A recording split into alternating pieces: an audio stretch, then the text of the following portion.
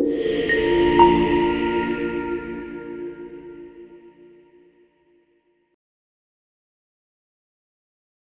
is a good day because we're all working together.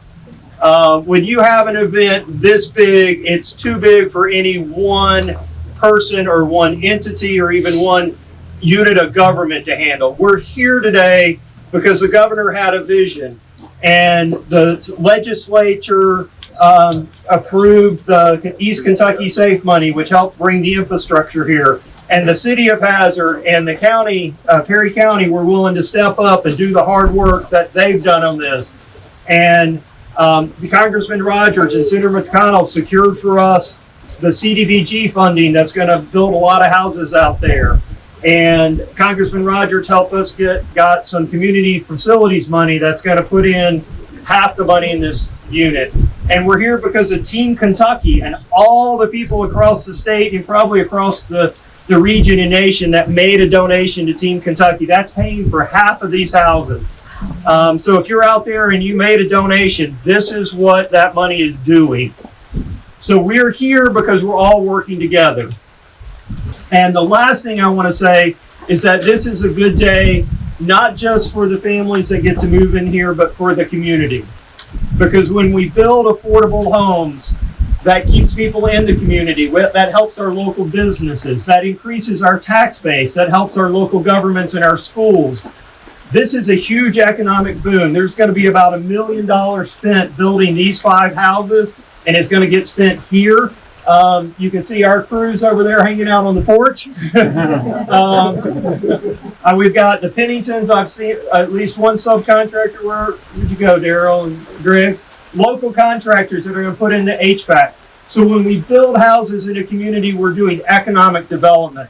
I heard from some of my friends in economic development a fact, I don't know how true it is, but I'll say it anyway, that when you spend money local, it gets spent about 7 times in the community before it leaves. So this is $7 million that's getting pumped into our economy, employing men and women. So, Governor, you have an amazing team that we've gotten the opportunity to work with. DLG, the Team Kentucky, the various cabinets, transportation, protection, and permanency. It has been amazing to work with them, and we just want to publicly thank them for all the hard work. And as always, we want to thank you for your vision of getting people out of harm's way and on top of the hills and higher ground and building the houses that we need for the future. So thank you for everything. It may have been rain that brought us together. It's probably fitting that it's raining today, but you know what? No house on Skyview will ever flood. So when we have days like this, everyone who moves into one of these homes will not go back in their mind to July of 2022. They will know that they are safe, that roof over their head will hold, and that their kids can grow up in that forever home. It is great to be back at Skyview today for this special celebration. I got to visit in January, and it's amazing to see the progress that's been made in just a few short months, and just wait until this summer when construction really kicks in. I want to thank Scott and Mindy and everybody at the Housing Development Alliance for hosting us. I also got to thank Scott Alexander, who's done a great job as county judge, and happy for his role as mayor through all of the strife that they faced. Their leadership has been nothing short of astounding.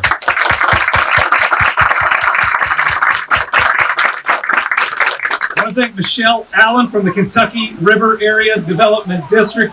Yeah, that's Winnie. Winnie takes you through the Capitol coloring book. As well as Representative Fugate and Senator Brandon Smith, our federal partners. All these dollars have come together seamlessly to do something so special. Skyview is proof of what happens when we turn hope and love into action. Almost 3 years ago, devastating flooding hit this region and took the lives of 45 Kentuckians. This region's faced a lot of flooding, but you don't lose 45 Kentuckians without it being absolutely catastrophic. And I know those families are still hurting today, and we need to keep praying for them, being there for them, and carrying some of their grief when they'll let us. Some of the same communities that flooded in 2022 have flooded since. 2 major floods already this year. So many families lost their homes and everything in it. We can all go back and see in our minds homes entirely wiped away. Parts of the roof and the trees going down the creeks and the rivers. But we also have to think that all their photographs, their family Bibles, all those things that we hold dear were wiped out in one night or just a couple of days. After I visited after the storms, I saw the grief. We stood outside that home in Knott County where we lost those kids and prayed for that family. And I saw anxiety over the future, that we couldn't simply rebuild in a place that had flooded multiple times in the past and has flooded since. That we had to do something big and bold and different. And so together, the folks under this tent, trying to get out of the rain, embarked on what I think is the most challenging rebuild the United States has ever seen, and look at us now. I want to say that the people of Eastern Kentucky, of the counties that have been flooded, have been incredibly patient, knowing that there was hope on the way, but that building some of the biggest neighborhoods that have been built in Eastern Kentucky was going to take time. The infrastructure was going to have to come in, and we weren't going to be able to see that progress day to day. But boy, can people see it now. Folks that were starting to lose hope can see new homes and forever homes coming up. If you stand inside one of these new homes, you can see the ground being prepared just below for so many more. Now, I still think about standing outside of what used to be a home with the people who lived there. And they were thinking, where do I start? We were all thinking the same thing. Why? Why does it keep happening to us? Why does it continue to keep happening to us? I mean, every time that we see a story about a major weather system hitting the United States, where is it? It is right over top of Kentucky, and far too often this region. And while I can't explain the why, we always see God in the response. I mean, I remember being in Whitesburg, mucking out a home and turning to the lady next to me saying, it must be tough seeing your home like this. And she said, oh, this isn't my home. This is my neighbor's home. And I said, well, it must feel good having gotten through yours. And she said, we haven't even started. I was going to start with my neighbor first. In Kentucky, when you don't know where to start, 13 or 14 people show up and say, why don't you start with us? And we'll put one foot in front of the other. We saw God so clearly in those days, like we will in this wall raising. We also see it in the Ison family that generously donated this land where we have 50 acres to build 100 homes. Thank you, Mr. Ison.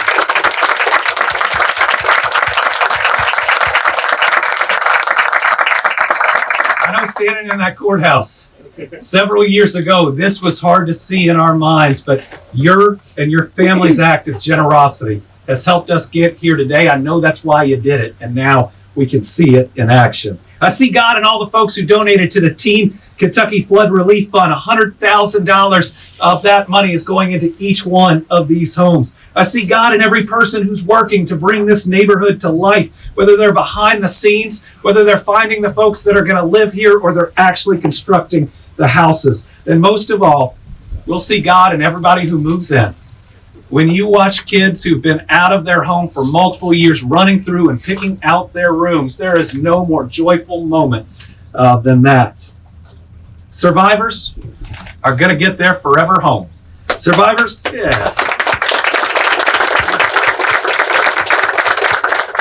Survivors like Samantha Turner, who's here with us today and will be moving into Skyview to be safe and start rebuilding. She's the last one on the end in a beautiful.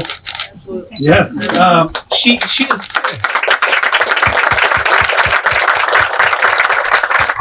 She's not just flooded once; she's flooded multiple times, and I thought we might want to hear what this means to her. I'm honored to be here and just stand on behalf of not just myself, but so many people in our area and the whole region in the state of Kentucky. It was devastating when it started. Floods, 87 all the way up. The 22 flood was my first experience with it. 22 wasn't near as bad as the most recent flood on myself, but it still got the water I watched it rise up to my trailer, watched it hit the floor, and was kind of just trapped there not knowing what to do. being able to hear across the railroad tracks neighbors just screaming for help and just not being able to get to them. We're displaced for a little bit there, some repairs, and got back into homes quick. We were blessed. We was only displaced for less than a week, and was able to volunteer at the airport and help some people out that was in need. And seeing people fly in and land from helicopters with the National Guard and didn't have clothes. Kids that were landing and just asking, "Where's mom?" They were landing by themselves and comforting them. And you see that and you think I'm lucky. But what I didn't realize then, they were lucky to have people like us.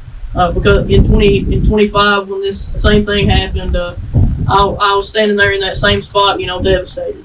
And as people started coming in, I can't say enough about the school system. I worked for the Perry County schools. They were there immediately.